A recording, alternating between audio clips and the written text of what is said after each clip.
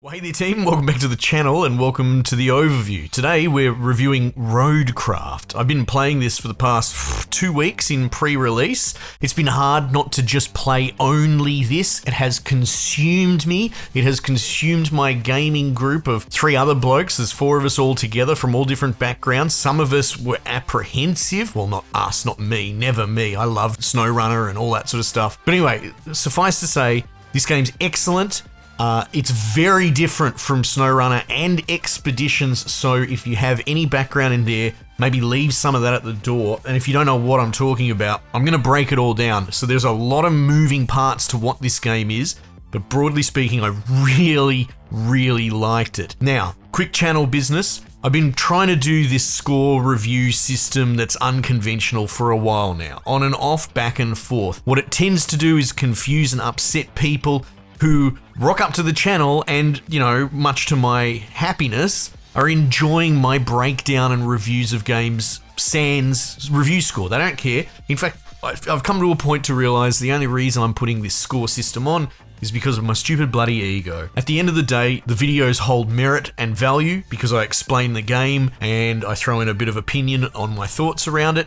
That's what people are here for. No one really cares about the score. So for the moment, we're not going to score this, but if I was, it would be incredibly high. If you have any further thoughts, you know, let me know or whatever. This is all still a work in progress, but reviews aren't going away. I really enjoy this longer form format and I've invested in more games and, you know, I'm making the gamer memories that I regret that I don't make so much when I do very surface level content. Anyway, apologies for that, but I felt if you're going to humble yourself and admit ego's taken over, you should probably do it at the front where everyone can see it. Anyway, RoadCraft. All right, let's do the quick history lesson. So this is under Saber Interactive, under Focus Entertainment, and these two have been paired up forever. So this is part of a long-running series. The really prolific one is SnowRunner, but before SnowRunner there was MudRunner, and MudRunner was a spin tires game, so I can't remember if they relabeled it then or if there's another game called Spin Tires before it,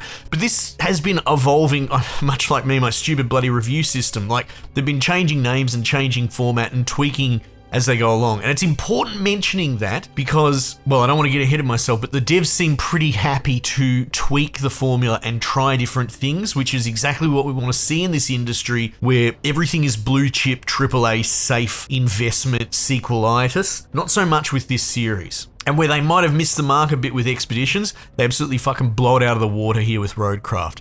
But let's continue the little backtrack. So MudRunner was a really good proof of concept of kind of a puzzle game in these instanced environs where you're sort of trying to solve a delivery problem, and that's all plays out with vehicles and a special model all built around getting through mud and forests and having to winch and all this sort of crap, right? So that was kind of, like I said, proof of concept, smaller scale, and in many ways, Expeditions, which was a spin-off, tried to recapture that, arguably unsuccessfully, at least in the mainstream fandom. But they did well enough and they stuck with it, and then along comes SnowRunner, and SnowRunner's the big dog, and there's kind of 2 layers to SnowRunner. SnowRunner goes open world in these really large instances that are all kind of interconnected and built on everything that made MudRunner great, implemented multiplayer, which I didn't do much, but from what I understand, not fantastically. In a game that's about meticulous, deeper investment in the pseudo-infrastructure of SnowRunner that you're building up, you know, the progress that you're making, it didn't really reward multiplayer as well as it probably should have. That's been addressed here. That's been fixed here. But anyway, SnowRunner was the big dog, and the second layer to SnowRunner is that it's had seasonal content ever since it came out, and it's still coming out, and I think they're up to like season, I don't know, 15, 17, something stupid like that. And I think they've learned a lot from that because they're not just throwing out boring content for no one. There's a huge base that just keeps lapping it up. I can only assume there are all these 4 stacks of lads, old boys like me, that sit in a Discord and they play the shit out of each season as it comes out. It's pretty apparent that it's a good business model for the company and the customer. Then you jump to the next game, which is Expeditions. Very explicitly not a sequel. They made it very clear it's kind of a spin-off, and that didn't land so well. That went in a different, you could say smaller scale direction, and I enjoy Expeditions, and I kind of enjoy the fact that it exists. Probably more than whether it's good or not, is the fact that they're willing to take risks. And that was a little bit more intimate, a bit more Mud Runner 1, kind of RPGing your car a bit, making more fiddly systems, and I feel like that wasn't super well received for many reasons. So it is what it is. I think it's fun. I never played it multiplayer, and I really should go back. I feel like you get a lot of value out of that multiplayer. And then comes RoadCraft. Again, explicitly another spin-off of SnowRunner. It's not SnowRunner 2, but my goodness, it is a robust entry. It's on a totally different engine. You can feel it, you can tell. Some of the salty old veterans probably aren't going to like it. I feel like it's very aggressive, but also kind of simplified in some ways. Mud will just consume you, and a lot of the mechanics beyond the actual engine, beyond the interaction with the road, a bit more simplified. The way that gearboxes work and damage. There is no damage, in fact. There's engine flooding. So if you put your engine under too deep the water, it will flood the engine and that's it. You're pretty much kaput. You have to reset. But there's no damage model. There's no fuel. Winching is still a thing, but it's way more simplified and basic, and you don't lean on it. Like, where that's probably a really big core of the games traditionally, you don't do much winching at all in this. In this, it's a totally different loop with a huge focus on infrastructure and the rebuild process, which, to tie it all together, is something I think became apparent when they did all the seasonal content for SnowRunner. They kept adding new regions that needed, being saved after floods and having to transport super heavy gear and working your way to rehabilitating an area. It's sort of like a colony builder. Like, I know that might seem like a stretch, but it still taps the same dopamine center in your head of visible progress through the development and refurbishment of the region. Anyway, so this game triple downs on that. It's so excellent for it. Anyway, huge introduction, but that's where we're coming from, and you could say I'm a veteran of the series. This is a million times my favorite. I love it so much. And I dipped back into it this morning because, like I said, I kind of played the shit out of it more last week, and I had to brush up on my memory. So, you know what, let's actually start with this thought, just because it's on my mind. I mentioned multiplayer. I'll explain multiplayer progress. We're going to get into the loop and all that. I know, I'm not trying to bury it, but history lesson is a big one and needed to be said. The way missions work in this is that there are, I think there's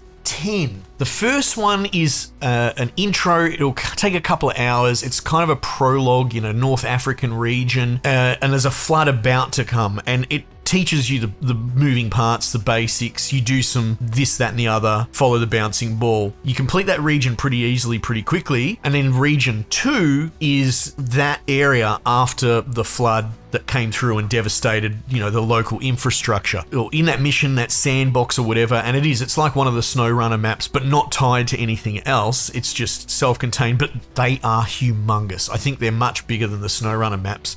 Maybe not this one that I'm talking about, but as they go along. And you'll be given main missions and side missions, and on top of that, there will be infrastructure jobs, which tie together. Like, they won't explicitly be the mission, but you got to get them from point A to point B, and there's no bridge. You got to build the bridge. You got to build the road, right? But so there's a lot of busy work to do. This all counts against a percentage completion amount. And when you've completed all the main missions, you will unlock the next set, of which there are 2 that branch. And that's kind of where I'm up to, because bringing some boys up to speed, helping each other out with their save files, all that sort of stuff, and the back and forth. We've put 20 plus hours in, and we're still well and truly on those humongous 2 split missions that do 2 totally different things, One's more about flood and one's more about windswept post-hurricane. Beyond that, there's way more missions which I haven't even touched.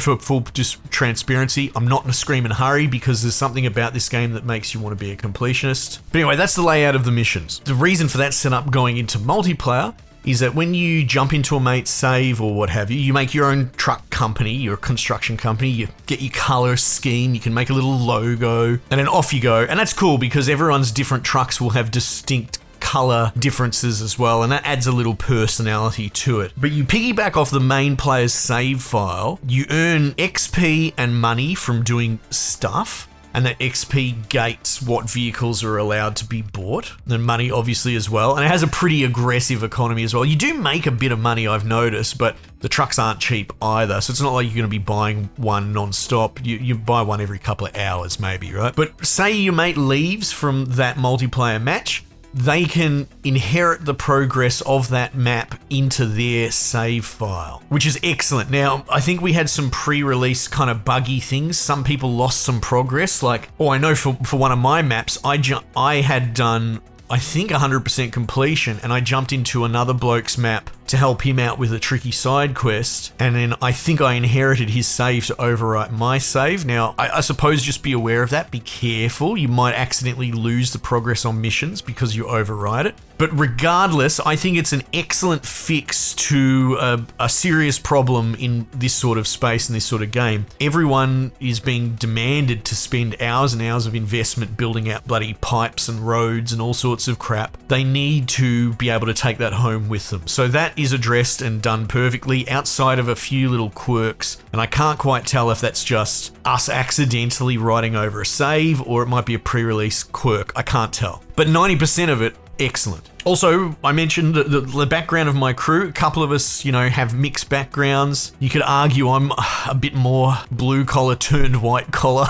I come from that sort of family, but then I went and became a Navy engineer, right? There's another bloke in a similar sort of background. We've got another dude that's a hard tradie boy that works big contracts, and then we got another guy, which is the femboy of the group, probably can't change a tire. Some of us saw this game and just immediately said, yes, give me the key, let's go. Femboy needed his arm twisted, but then he won't stop playing it, and he keeps nagging us to jump in and help him and play it with him as well. So I had a pretty broad spectrum of people playing this that all came away loving it. If you can do it, if you can get the boys together, play this multiplayer. I know I've got a couple of blokes in my community, they play it with their kids actually, and you are in for a treat. Buckle in, this is so good. Anyway, look, I'm not trying to ramble, but there's so much information to get across, and I barely even talked about the core loop of the game. But they're the important points. It works really well multiplayer. It's responded well to its legacy. It's listened to the fan base. It's continued to iterate, and they've come out with, I think, their best release yet because of a healthy relationship with their community. Okay, so let's actually talk about the loop, which is so different. I actually didn't realize what was going to happen here. I thought I had a grasp, but it's so much better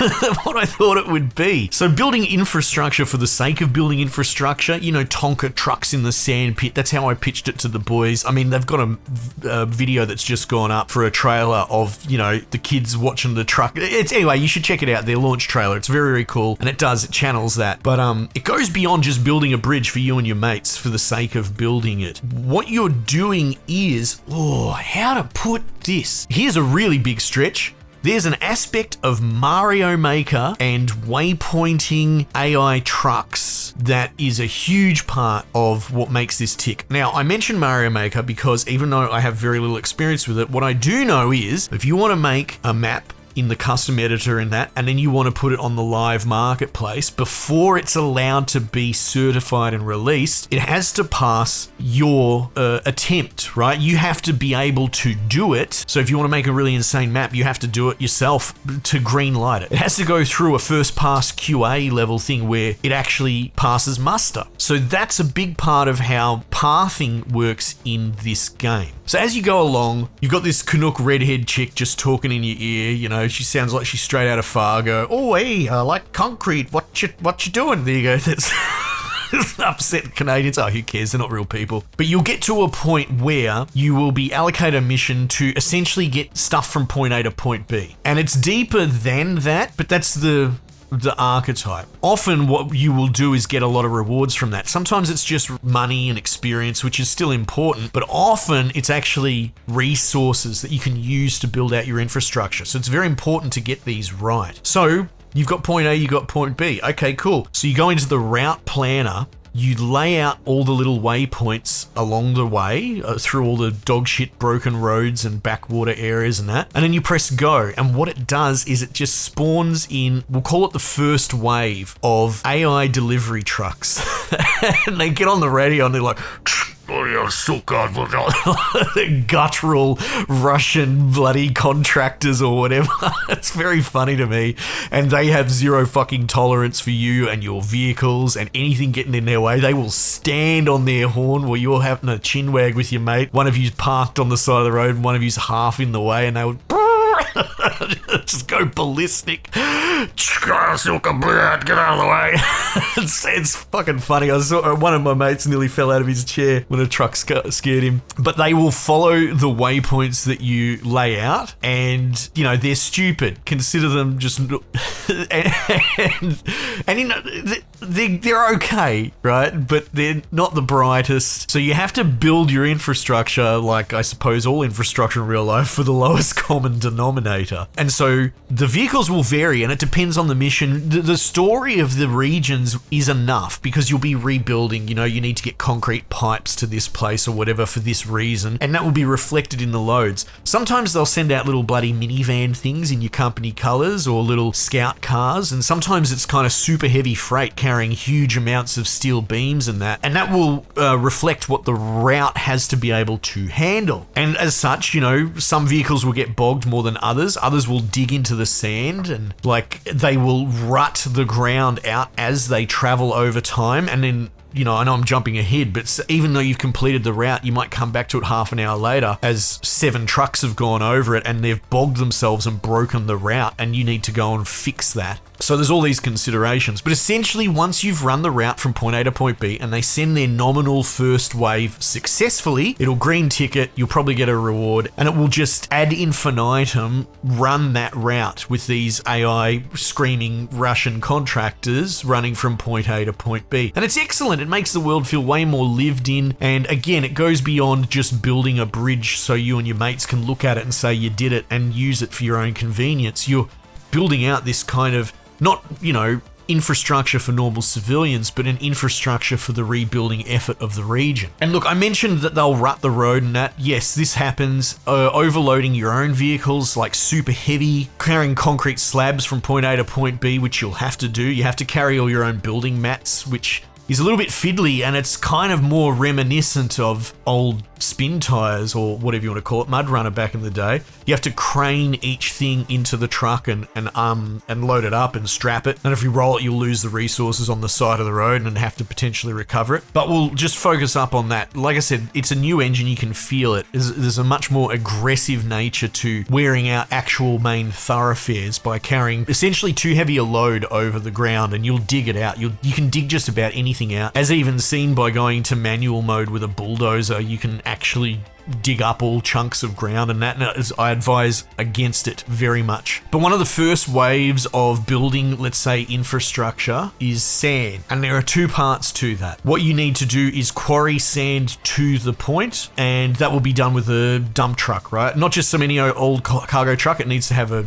dump on the back, and they will have a special ability to refill sand from a quarried area. And there's overlays that you can use, and the overlay will show you where there'll be a big yellow circle on the map, and you can get sand from there. And all you got to do is drive to that spot, hit G on your keyboard or whatever on your thumbsticks, and it auto-fills the sand up. It's still video gamey in some ways, right? But the sand will just fill up the truck. And then you take that across, and you can just dump it anywhere you bloody want, but it'll be a big old hill of sand. Even if you're pretty good at laying it out, it's going to be undulating. It's going to be a mess. The second layer is you bring in a bulldozer, which has multiple modes that you can set it to, but what you really are going to get the most value from is what's called the sand flattening mode, which is a non-intrusive, non-destructive sort of AI controlled in a way, like it will automatically, like it won't dig into the ground, it will keep flat and steady, and you use that to flatten sand, and it's really fun.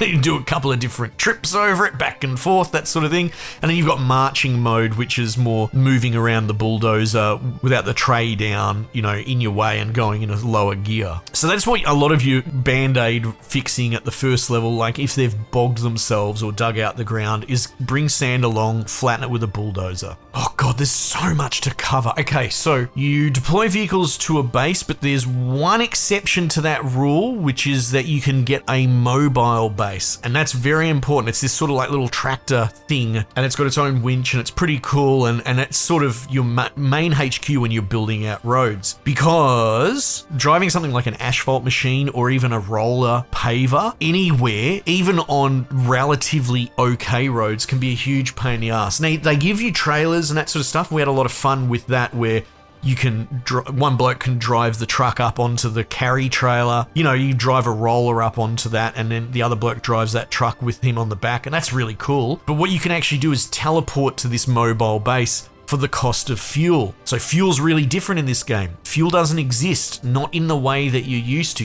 which is fine because it wasn't really a mechanic that mattered much other than going super long distances or anything like that. So you have infinite fuel in individual vehicles. And it's also worth just mentioning, I brushed on it, we'll talk about that. The vehicles don't get damaged. I mean, you can roll them and the engine won't start, so they need to be recovered. You can flood the engine, but that's about it. They don't take damage. There's no tire pressure or anything from expeditions. It's much more simplified. And as far as like low gear, they've changed it to hotkeys for WASD. So you press shift to toggle low gear, Q and E, lock diff and all-wheel drive, and they don't really have a huge disadvantage. I mean, the tooltips point out that you'll have a worse turning circle in diff lock, but for the most part, having the diff and four-wheel drive on is kind of almost always. So like, I like that they've thinned that mechanic out, but they've sort of pulled the curtain back and gone, well, why did we have it? At a certain point, you know, maybe just lock the diff on. Half the vehicles already have a locked all-wheel drive setting anyway, but I digress. So fuel, that's where we were going. Fuel in this is more of a usable consumable, and you'll count them up 1, 2, 3, 4, like smaller scale kind of thing. So if you take your mobile base, you can deploy vehicles to that directly, which is a huge save, especially for something like a roller or whatever that literally just can't do anything other than its job. It's construction material. It's not supposed to be driven on a main road. So you auto can teleport them in. In fact, you can teleport up to 4 vehicles at once as a blob that the game remembers with a blueprint. It's so cool, which is funny because that's exactly the vehicles that you need to build out a road. And I guess we'll get onto the road part now, right? So the two things I mentioned before about laying sand and then flattening it with a bulldozer, this is the first stages of a road. And then beyond that, you would run an asphalt machine over that, and because it's already flat from your bulldozing, and that lays out hot asphalt. And then after that, you run a roller over that turns it into an actual usable road, and it's excellent. It's so satisfying. You can do it all manually, but you can also do it automatically, which is wild. And if you're a single player, it's probably much more helpful. When you have the rhythm right, you'll rock up with your mobile HQ, you'll spawn in all 4 vehicles, dump truck, roller, asphalt, bulldozer. Then you jump into the world map, which, by the way, the transition and the engine, it's just wild how pretty, how complex, how dense this world is, and yet you can just tab out in real time, no lag, no nothing, into the UAV mode and watch each other, right?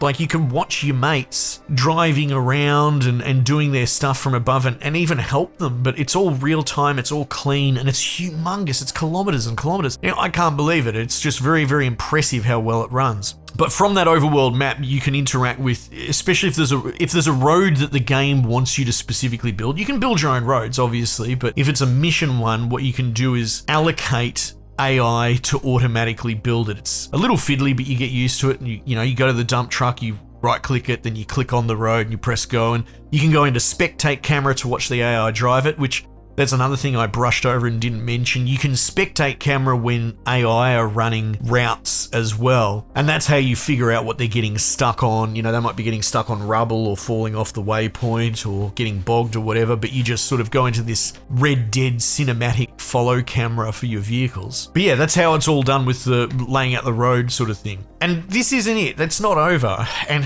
this video is going on so long, but there's so much info to get across. There is more traditional bridge building infrastructure type stuff, right? Which is simple as you lay the bridge blueprint, and the game does let you off the leash, though it's pretty clear it wants you to build specific bridges in specific places. But one of my mates seemed to think that building bridges was a much better fix. It probably was, actually. We had a lot of concrete built up in supply. It's just that you have to load the truck up and bring it there, which can be fiddly. Some of the boys were shit on the crane, and some of us got actually shit hot on it the longer we played it. But anyway, I digress. You lay the blueprint, you deliver the concrete slabs or wood or whatever you make it out of, and then you confirm and it just builds the bridge, which is much more like SnowRunner. However, you can pick where to put the bridges, but again, it's pretty obvious where to put them other than little micro bridges to get around problems. And then beyond that, there's all these functional buildings. This is something that was sort of touched on in SnowRunner expansions. I know I'm harkening back to that. You will get missions along the way. Often assigned missions will be things like to re-establish a base, and that might be delivering things to it or connecting it to power, that sort of thing. And then once you do that, you now have a better spawn point for your vehicle. So very actually helpful practically as a mission. I mentioned connecting power. There's a like cable laying machine that you can get, which just digs out the ground, but there's a mini game behind that. You go from a power plant to a place that needs power and you draw a line through the cross country, and you get log removing vehicles to get the trees out of the way. Oh my god, I really want to after this video I'm going back to play some more, man. But there's also like production facilities. There's a very limited resource system in the top sort of right corner. You have concrete slabs, you have steel beams and steel pipes, and you have wood, and so they're color designated as like light blue, dark blue, and green. And so you'll have facilities that will take junk resources that are color-coded and turn them into usable pipes and that sort of stuff. So, you'll have some sort of steel mill, like a pipe facility. And if you drag things that have like a blue flashing hue, like it'll be bits of old scrap of pipe or crappy old burnt out cars and that. And if you bring them to the drop off point, it will push a progress meter to building out like a steel pipe, which in turn you can extract and you can go and take it to repair like a piping infrastructure section, which is another thing that might, maybe a base or a dam needs to have a pipe run to it to be able to use it as a quick travel point, right? So it's all functional. And you can crane it into a vehicle and drag it across. Depending on the size of it, you might take a scout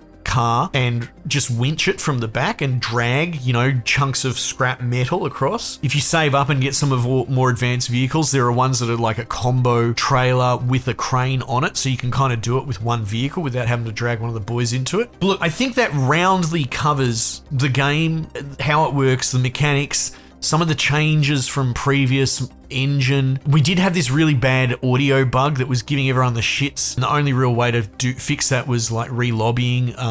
So that was a bit of a pain in the ass because a lot of the feedback in this game is audio. Like if you're spinning your wheels and getting bogged and all that, and how hard you're pushing a car, and you'd essentially lose all car audio and your horns would stop working, which is a big no-no. We all needed to toot at each other non-stop. But yeah, I cannot impress upon you enough. One, it's excellent single player. It really is. However, if you're an impatient man, you can't go 5 minutes without checking your phone while watching a movie or whatever. It might test you. However, there is some quality of life stuff in here, like the automation of building roads, etc., and the AI traffic moving around the world. It makes you feel less lonely. But I jumped back in this morning to brush back up on it, and I loved it. I'm happy to play it on my own, and then I'm happy to have mates jump in. But it's so good with mates. It sits in this space. I don't know what to call it. You could probably do a whole thesis on it where, there are round-based sweat matches like CSGO and all that sort of stuff. You're not really talking shit. Maybe you are between rounds, but you sort of switched on, going hard, right? Even some co-op stuff like GTFO. I love them, but they're not social, right? But then you've got other games, or even some single-player games where you'll sit in Discord talking shit with the boys while you're playing RimWorld or whatever. Maybe, that sort of thing. This sits in a really good space where it's a major works project. You're all invested in the outcome. So it's not a roguelike that goes for 30 minutes. We're talking about hours and hours of all working together to complete a project. And yet it's something where you can talk about what you did on your weekend and all that while you're still driving trucks from point A to point B and honking at old mate when he goes past, or, hey guys, I just finished updating the waypoints on this road and doing maintenance. Does anyone need help? Yeah, mate, look, I could use some sand over here. I could use a dude running a dump truck filling in this area. All right, I'm on it, mate. Like, the dynamic interplay without being hardcore and being also a huge time investment, it ticks all these boxes, which I don't think I've ever played any game ever that ticks them all like this. Anyway, look, let's stop there. This video's gone on long enough. I'll see what I can edit out of it, but there was a lot to talk about. But know that no score, true. Game is excellent, one of the best games I've played all year, and I can't wait to play more. Tiny little bit on the end. If you have any thoughts around the review system and the scores, feedback, positive, negative, otherwise, let me know. But I'm thinking we'll probably just ride the lightning. I'll continue playing games for an average amount of time and then rendering a review video because people are getting value from that. And personally, I'm much happier this way. Anyway, team, might just leave it there for the time being and I'll catch you guys on the next one.